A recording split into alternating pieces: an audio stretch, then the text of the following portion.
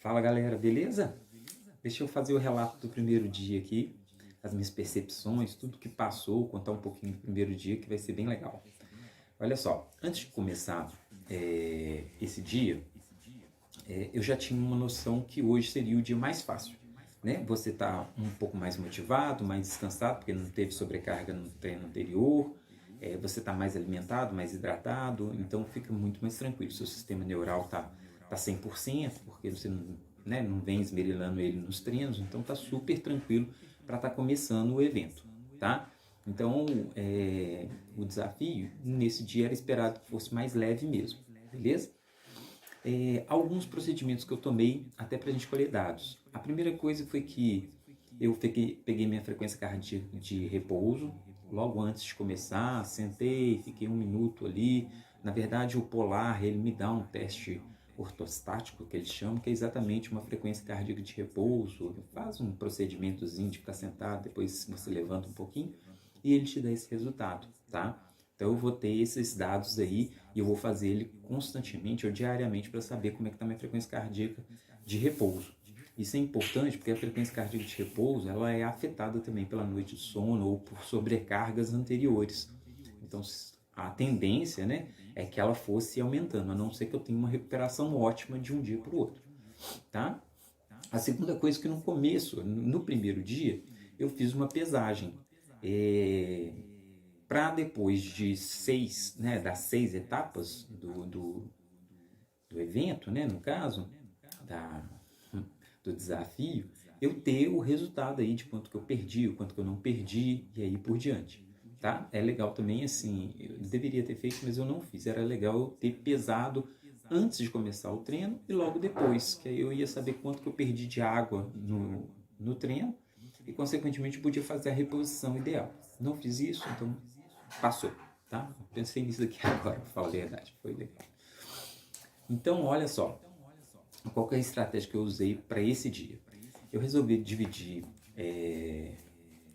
o treino que eu ia fazer em 2 treinos de 15 quilômetros e 2 treinos de 10 quilômetros.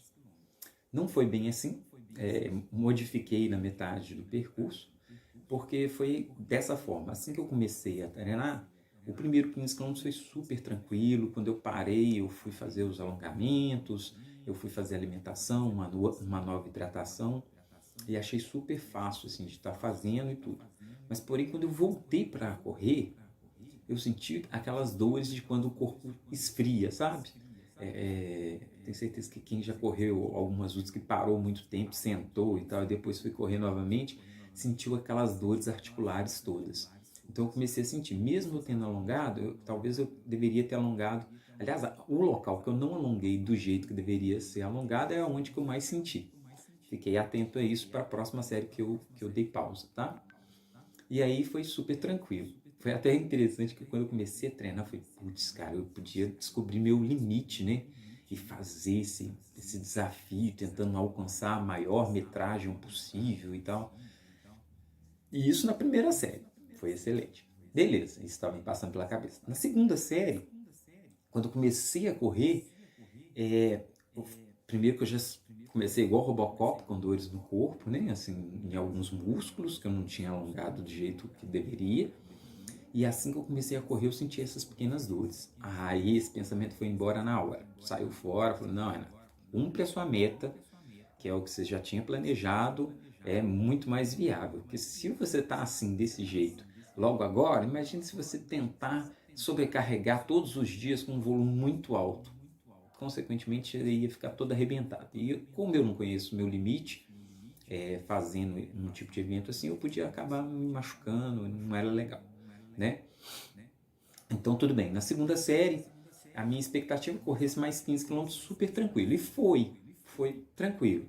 Mas quando foi chegando perto ali dos 30, já foi ficando mais cansativo, sabe? Aí eu fico imaginando que seria mais próximo ali dos meus limiares neurais, que eu expliquei no outro vídeo, que é de 30 a 34, 36, mais ou menos, quando estou super bem ou não. Mas eu imaginei que poderia ser isso. Uma coisa interessante é que quando eu comecei o treino, a frequência ficou de um jeito, mais baixa. Depois que eu fui treinando, fazendo a série, fazendo maior volume, a partir da segunda série, mais próximo de 30 quilômetros, a frequência cardíaca já deu uma subida boa em relação ao começo. Lógico que a frequência cardíaca tem hora que dá uns oscilados, ela cai, sobe, mas em geral a média do treino, ela se mostrou maior. Tipo, no começo ela ficou em torno de 121, 122, a maior parte do tempo. Depois, na segunda série, mais próximo do 30, ela já estava alcançando 130, 132, tá? Beleza, fiz a outra recuperação. Aí eu fiz um alongamento mais específico para alguns lugares que eu senti desconforto na hora que eu voltei, né? Que eu fiquei igual Robocop. E fiz bastante alongamento, fui no banheiro, hidratei. Aí foi a hora de eu alimentar. Fui lá, comi bananas, né? Que eu tinha aqui, comi bastante. E depois eu voltei à última série do treino. Por que da última? Porque, sinceramente, eu descobri que, para mim, é muito melhor quando eu faço uma coisa mais no-stop, assim, sabe? Eu sinto muito de ficar parando, isso me desmotiva demais, eu parar e quebrar completamente a série. Eu prefiro quando eu entro num determinado, uma prova, né, que seja, e eu vou correndo, eu bato naquela barreirinha onde eu vou começar a sentir, mas depois que eu passo dessa barreira, a coisa volta a ficar gostosa e eu consigo terminar muito bem. No caso de hoje, eu parei a primeira vez, tudo bem, aí fiquei igual Robocop. Na segunda vez que eu parei, eu já fiquei mais desmotivado.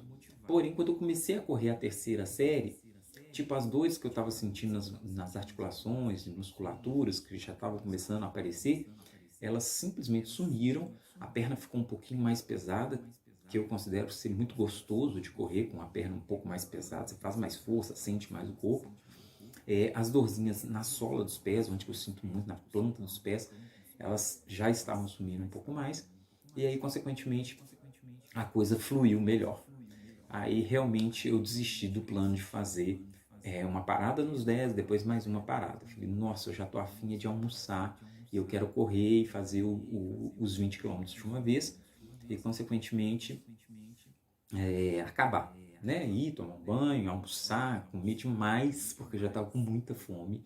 Fome de comida de sal, né? Eu não fiquei com fome, porque eu comi banana antes de começar os 20. Mas eu estava com fome de comida de sal, eu estava sentindo falta de sal. E, consequentemente, talvez seria mais prudente se eu tivesse tomado uma cápsula de sal durante o treino, ou então antes do treino, né? Para ficar a parte da manhã aí, e eu não tomei. Foi até uma decisão minha, eu tenho a cápsula de sal, mas eu resolvi não colocar nenhum tipo de suplemento. Isso é, eu não tomei gel, não tomei cápsula de sal, para estar né, melhorando qualquer coisa da performance. Tomei muita água, comi banana, e tinha muita banana, não podia comer à vontade, então estava super tranquilo, né? No geral, o que eu achei interessante foi que a partir do segunda série, que eu cheguei mais próximo do 30, a frequência subiu para 130, 130 e poucos, na terceira série ela não abaixou mais. Então, assim, algum tipo de fadiga específica estava acontecendo, seja ela fadiga neural, seja ela também essa temperatura, talvez eu não estava retendo muito líquido, mesmo tomando água, eu não estava retendo, até porque na terceira série eu já tomei muito mais água, fiquei com muito mais sede. Talvez os primeiros sintomas de desidratação estavam aparecendo e eu estava né, tomando bastante água e tudo.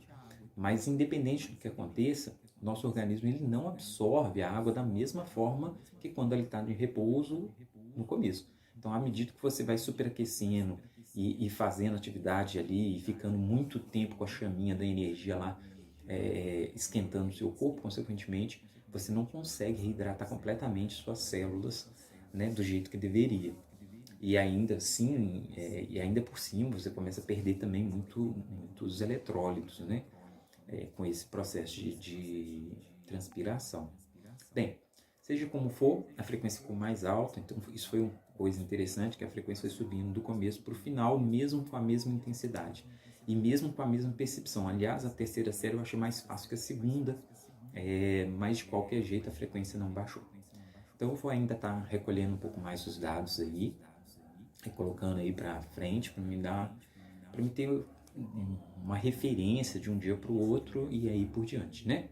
Vamos colhendo dados, mas isso daí foi as coisas que eu achei mais interessantes no primeiro dia. Agora vamos para o segundo, que amanhã promete, tá bom? Ah, quanto às dores musculares, lógico, a gente fica fadigado com aquele tanto de movimento, alguns músculos que foram bastante exigidos ficaram um pouquinho doloridos, mas logo depois, assim, depois do almoço, eu dei uma cochilada e tal, acordei e agora já estão bem melhores. Inclusive a sola dos pés, que eu acreditei que ia ficar bem dolorido, tá bacana, né? Então, tá show demais. Beleza? Então é isso, galera. Valeu demais.